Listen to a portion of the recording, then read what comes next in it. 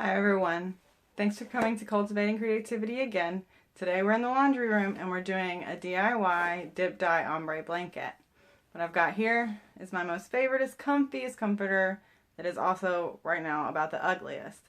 It's just a down feather comforter, nothing too special. It's been around for years. It's looking a little dingy, not quite white, and nothing too fancy.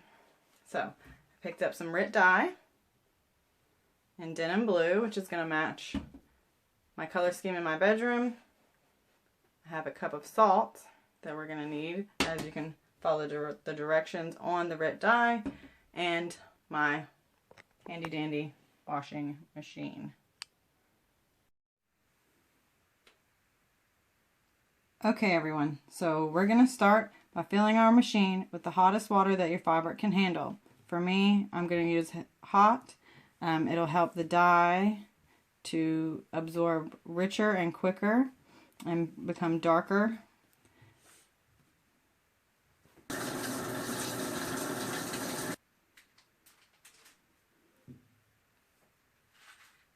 Okay, we're about midway through our cycle of hot water, so I paused the machine to pour in our salt. You can do half a cup now and half a cup later, or you can do it all at once. I think I'll wait, let the water stir around, finish heating up, and add the rest. As you can see, our first half cup of salt has dissolved into the water, so I'm going to add my other half, let it agitate and dissolve before we are ready to add our dye. Alright, our salt has dissolved, and now we're going to add our Dip Dye in your chosen color. You can use any brand, but Rit, of course, is one of the more well-known brands and works really great. On the directions, you'll see it says 1 bottle per 2 pounds of fabric. But for now, I'm just going to add my dye in portions.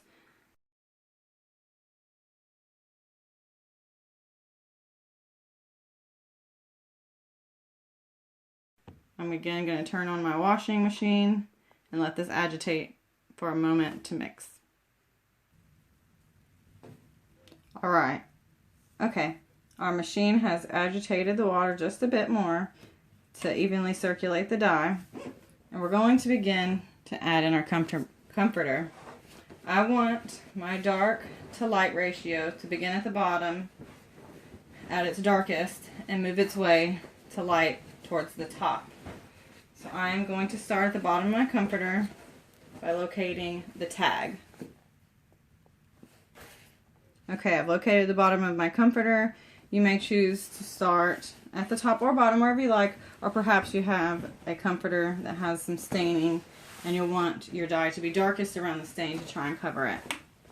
I am simply going to insert the comforter, being sure to insert it evenly as possible, bottom first.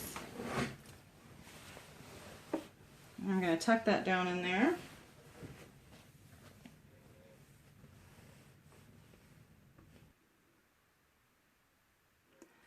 As you can see, our dye is darkening up rather quickly. So keep an eye on your dye if you're worried about it getting too dark or saturated. And once you're happy with the color as dark as you want it, what you want to do is just stuff some more of your blanket down in the water and start adding more water, hot water preferably, with your bucket to not only help fill your container with water so that you can cover more of your comforter, but also to thin out the color of the dye to help you with your ombre effect.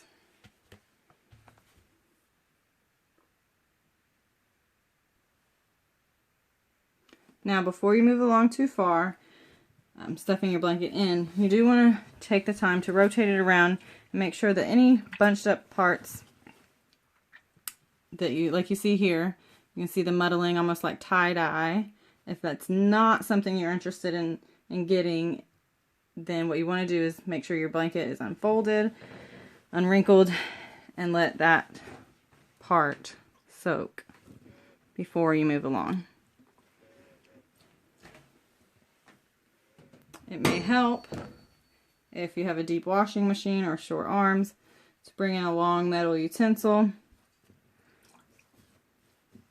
to help you adjust your material.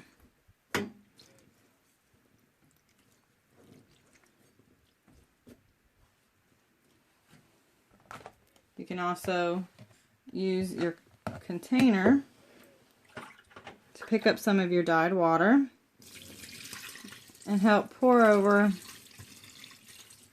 any fabric that isn't submerged to help with saturation and color retention.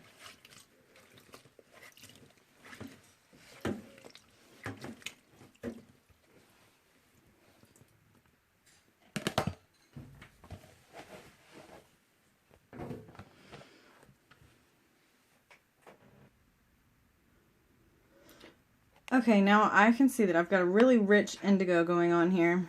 So I'm going to go ahead and fill up my bucket with some more warm water to add to my washing machine, or a handy dandy washing machine water jet, whichever you have, to add more water to thin out the dye. I know that it will continue to darken as I begin dyeing the rest of the blanket.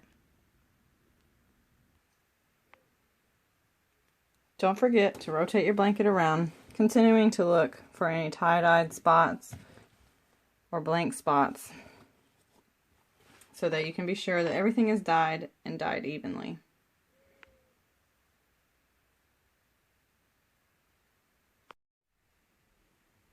As you can see, I've now skirted or aligned around the edges of my blanket, around the edges of the washing machine, in order to get a good view of how my dye is lining up and fading from bottom to top. That way I can see if this side soaked up a little more dye. I can go ahead and lower this side down into the dye a bit so it can soak up and begin dyeing more evenly.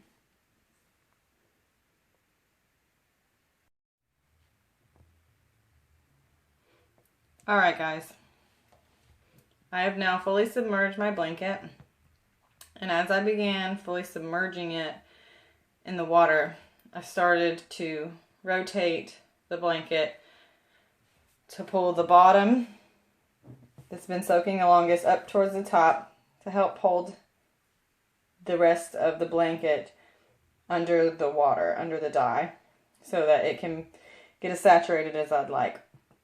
Now remember to let this sit for a while, because a lot of the dye is going to rinse out when you do your first wash, which is going to be immediately after you get done dyeing it, because of course you don't want the dye to bleed out onto your other sheets or anything.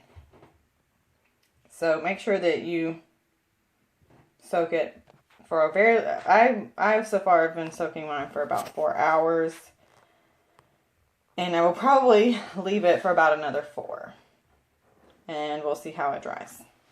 And if you're afraid of it becoming too dark or not liking it, don't worry, you can always re-dye if you like.